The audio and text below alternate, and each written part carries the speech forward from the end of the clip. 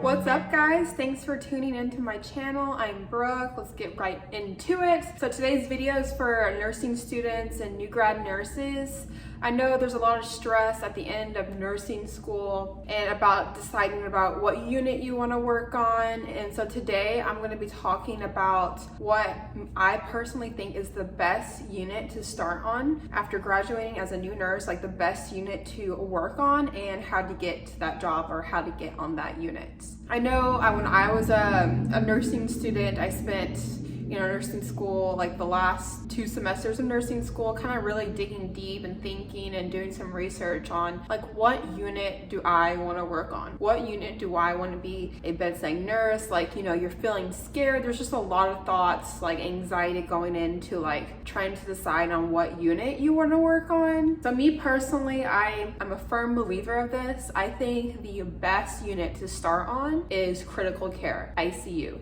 I think you should definitely start in the ICU, and here's why. The ICU, critical care, that's the hardest of the hard. That's, like there's nothing after that super hard. Once you go to the ICU, like I said, that's the top, that's the hard. Like you're able to learn so much. You're dealing with critically ill patients. So you become, obviously you don't start off completely competent, but you start as a baby nurse. You don't know too much, and then you grow and you learn, and it makes you an incredible nurse. And like once you get that ICU experience, let's just say like a year into the ICU experience, you absolutely hate it, you don't like it, you're thinking you're questioning bedside nurse, or are you just questioning that unit?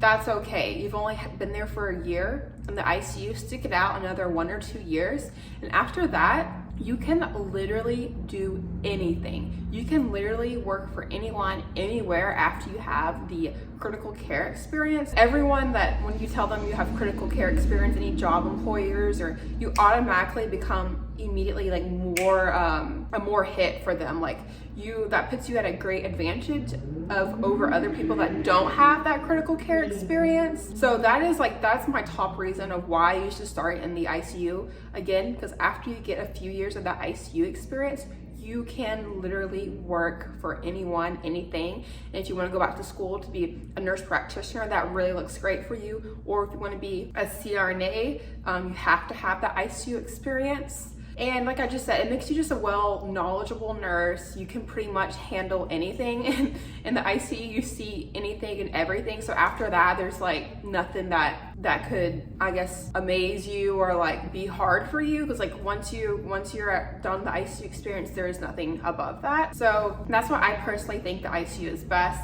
The only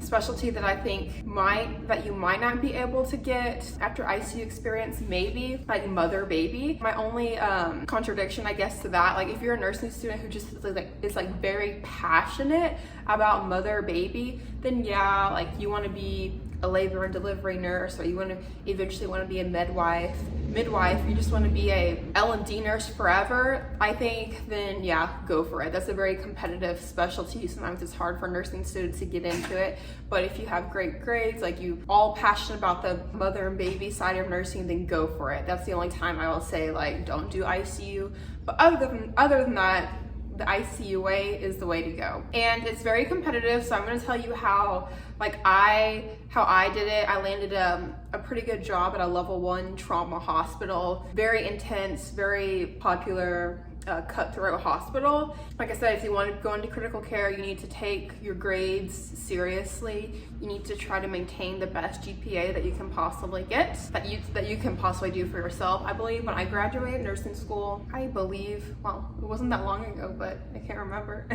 I believe that my GPA was a 3.8, and I had a really good resume. I also have a video about how to make a resume. I had a really good resume, and I interviewed very well. So I think that's something that stands out. So make sure you take nursing school seriously, take your clinicals serious, try to make the best grades that you can, practice interviews, apply to several hospitals. Don't just apply to one critical care residency or hospital. You need to apply to several hospitals. This will help you, this will benefit you. Let me think, what else? Oh, also, like on your resume, if you have any like tech experience or externship experience, that will help you probably land an ICU job. But I think that's about it. That's pretty much what I did. Like I said, I am all about working in the ICU as your first job as a nurse. It just really puts you in a great place. And like I said, if you don't like it 6 months into it, stick it out. If you don't like it a year into it, stick it out, because literally after that, you can work anywhere. If you want to stay in the hospital, work in the PACU, or go somewhere else, at a surgery center, at an outpatient clinic, at like an insurance nurse, or like nothing to do in a hospital, you are more likely to get that job. So hang in there, get the ICU experience, because after that, you can go anywhere. All right, guys, give this video a thumbs up. Make sure you subscribe to my channel. I have a lot more videos coming in soon, and I will see you guys later.